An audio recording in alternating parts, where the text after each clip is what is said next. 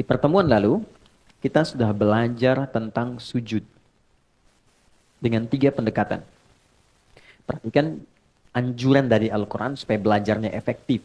Dalam setiap ibadah itu satu, selalu akan ditemukan caranya. 2, ada bacaan atau doanya.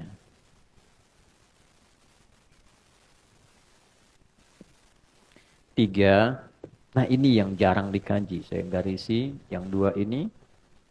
Nah ini hikmahnya. Atau maknanya apa. Dan implementasi kehidupannya. Oke. Nah, pola belajar seperti ini yang menjadikan pengetahuan kita itu satu lebih lengkap, kedua lebih dalam, yang ketiga lebih terasa dalam kehidupan karena tahu makna dan praktikalnya. Misal, ketika saya sampaikan di awal bahwa pertama saat memulai sholat kan dibuka dengan takbir kan? Cara satu, angkat tangan sejajar dengan bahu di sini.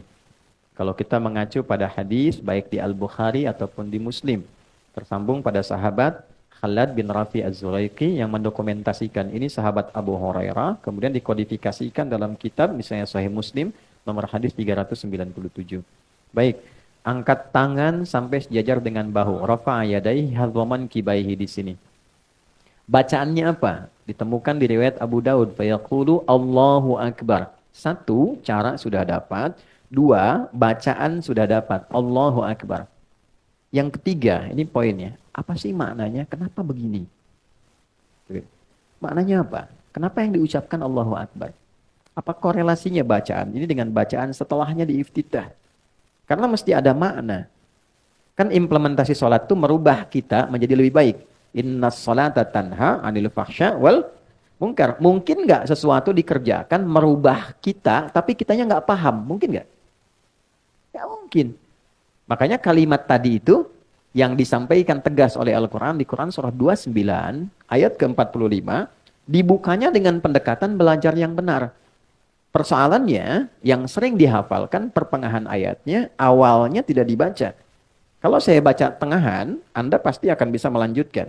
Innas sholata tanha anil fahsya. Oke, sepakat. Coba baca awal ayatnya. Oke. Utlu ma uhya ilaika minal kitab wa aqimis shalah. Perintahnya utlu. Anda buka mushaf, Anda temukan terjemahan bacalah.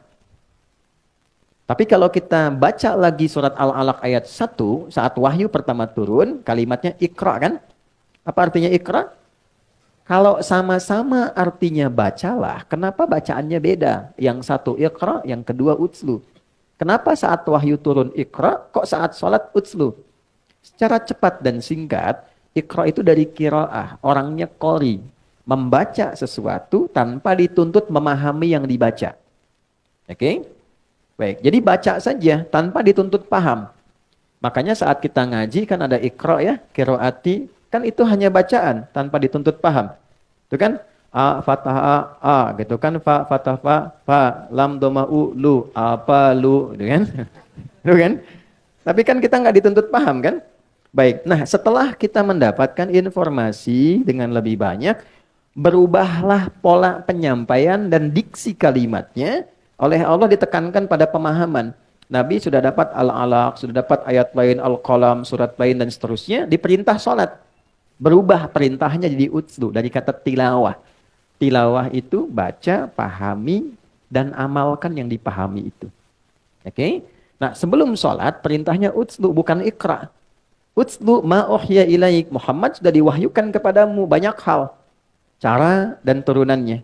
Baca dulu, ajarkan pada umatmu, baca dulu, pahami yang dibaca itu, kerjakan setelah dipahami itu. Jadi sebelum sholat, hal terpentingnya adalah pelajari dulu sampai mengerti. Kenapa kita takbir begini? Maksudnya apa? Itu sensasinya akan berbeda kepada jiwa. Wa aqimis shalah, baru tunaikan sholatnya. Nah, sholat yang demikian disertai dengan pemahaman sampai melahirkan kehusyuan, itulah yang kemudian menghadirkan satu penggerak pada diri kita mengerjakan perbuatan yang baik, meninggalkan yang terkutuk, fahsya dan mungkar. Itu poin utamanya. Nah sekarang pertanyaan baliknya, dari semua sholat yang kita pernah tunaikan, apakah seluruh bacaan sholat ini sudah kita pahami? Berapa persen? Kalau hanya ingin mengangkat kewajiban, selesai, tak perlu paham, yang penting sholat, gugur kewajiban. Pahala diberikan sepanjang ikhlas. Pahala itu urusan akhirat. Tapi keberkahan sholat yang merubah diri kita nggak dapat. Gitu. Kenapa dulu orang sholat jadi baik? Orang sekarang sholat misalnya belum berubah dia menjadi baik. Nah problemnya adalah yang ketiga ini yang tidak optimal. Oke, cara cepat. Tinggalkan nih. Buang urusan dunia ke belakang. Tinggalkan. Saat akan sholat kalau pengen khusyuk, dunia buang ke belakang. Jangan dibawa lagi. Problemnya ketika orang sholat, dunia masih dibawa. Sehingga ketika lisannya mengatakan Allahu Akbar, di kepalanya masih proyek Hu Akbar. Ya kan? Jemuran Hu Akbar, cicilan Hu Akbar, gitu kan? Itu yang sering masuk terbawa. Padahal spirit asalnya buang. Wa annahum ilaihi raji'un. Al-Baqarah ayat 46. Kalau sudah mau sholat, semua dunia dibuang ke belakang. Nabi katakan ke sahabat, ij'alu ya, sholatikum sholatun muwadda. Jadikan sholat kalian seperti sholat perpisahan. Maksudnya apa? Dunia buang dulu. Karena yang dibawa ini urusan akhirat.